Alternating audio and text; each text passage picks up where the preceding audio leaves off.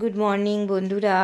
আজকে আবার তো ছেলে কলেজে যাবে, তাই সকাল সকাল আমাকে উঠতে হলো।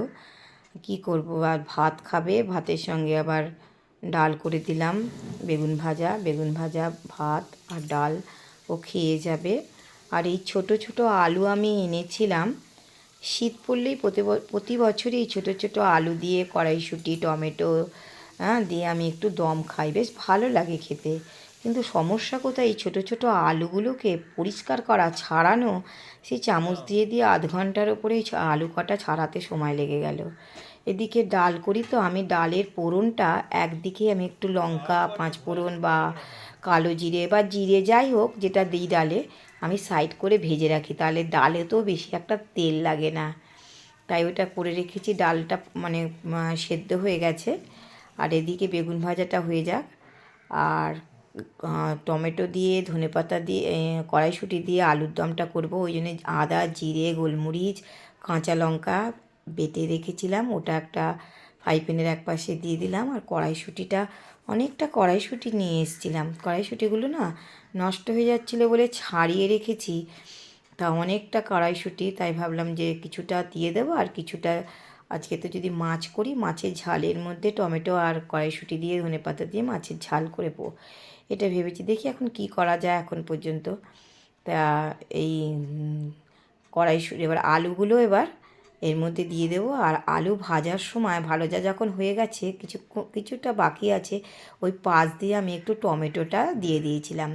টমেটোটা মোটামুটি একটুখানি নরম হয়ে যাবে।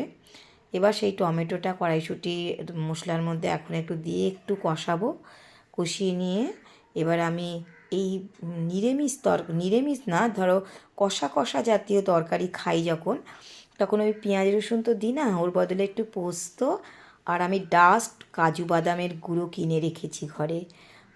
এই কষা তরকারি যখনই করি আমি ওই পোস্ত আর কাজু বাদাম বাটা একটু দিই, ওতে না তরকারির টেস্টটা না খুব ভালো হয়, খেতে খুব ভালো লাগে। আর ওইটাও একটু বেটে রেখেছি, যে ওটাও আমি দিয়ে দেবো।